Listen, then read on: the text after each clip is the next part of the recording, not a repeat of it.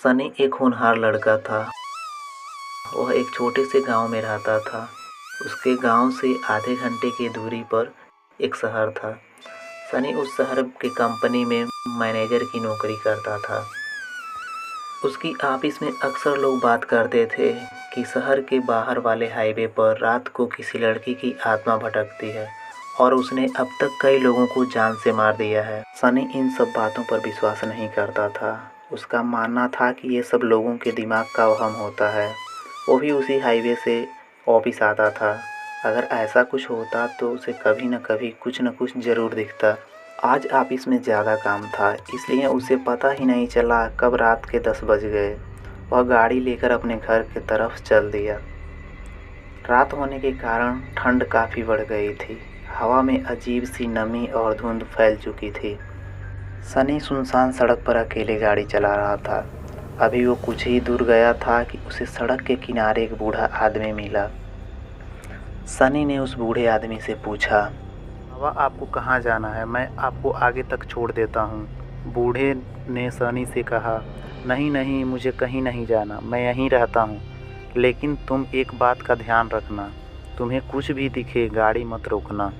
सनी को यह बात काफ़ी अजीब लगी, क्योंकि सनी को आसपास कोई गांव या घर नहीं दिखा था। वो बूढ़ा कहाँ रहता था, उसे कुछ समझ नहीं आया।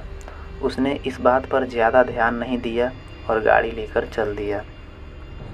कुछ दूर जाने के बाद उसे सड़क के किनारे एक लड़की खड़ी मिली। उससे रहा नहीं गया और उसने गाड़ी रोक दी। गाड़ी रोककर उसने देखा वो लड़की उसे देख के मुस्कुरा रही थी। उसने जब उस लड़की को देखा तो उसे देखता ही रह गया। उसके बदन का आकार और उसकी खूबसूरती देखकर मानो सनी कहीं खो गया। तभी उसका फ़ोन बजा। हाँ माँ, मैं रास्ते में हूँ। वो फ़ोन पे बात करके जैसे ही सामने देखा तो उसका होश उड़ गया। उसके सामने कोई भी नहीं था। उसे अब हाईवे के बारे में लोगों की बातें याद आने लगी। पहले वो बाबा, फिर ये लड़की। ये सब देखकर उसे भी डर लगने लगा। वो जल्दी से गाड़ी में बैठा और गाड़ी की स्पीड बढ़ाते हुए घर के तरफ जाने लगा। अभी वो थोड़ी ही दूर गया था कि अचानक फिर से वही लड़की उसकी गाड़ी के सामने आ गई। इस बार उसकी शक्ल बहुत डरावनी थी। गाड़ी का स्पीड ज़्यादा होने के कारण गाड़ी उस लड़की के ऊपर चढ़ गया। सनी गाड़ी रोककर नीचे उतरा। उसने गाड़ी के चारों तरफ देखा, लेकिन वहाँ कोई नहीं था। उसने गाड़ी के नीचे भी देखा, वहाँ भी कोई नहीं था। अब उसे बहुत डर लगने लगा। वो घर जाने के लिए जैसे ही गाड़ी में बैठा, उसके बगल में किसी की आहट महसूस हुई। उसने जैसे ही बगल में देखा, उसकी आंखें फटी की फटी रह गई। वो चुड़ैल उसके बगल में बैठकर उसे देखकर मुस्कुरा रही थी। डर के मारे उसका हाथ पैर कांपने लगा और वो गाड़ी से उतरकर सड़क पर भागने लगा। कुछ दूर भागने के बाद वह हाँफते हाँफते रुक गया और उसने पीछे मुड़कर देखा। पीछे कोई नहीं था।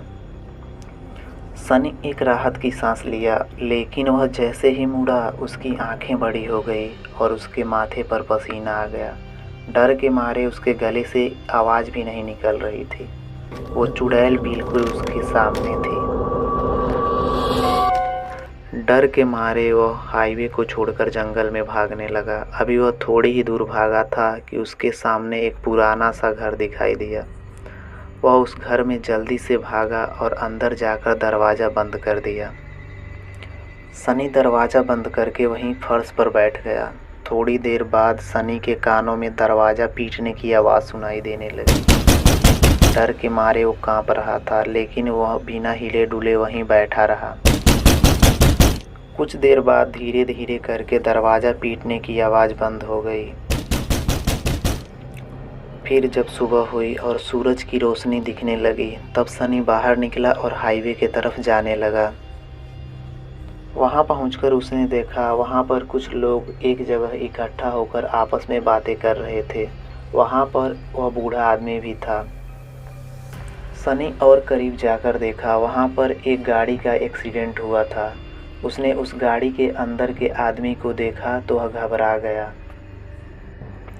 गाड़ी में वही था। ये सब देखकर उसे समझ आ गया कि वह मर चुका है।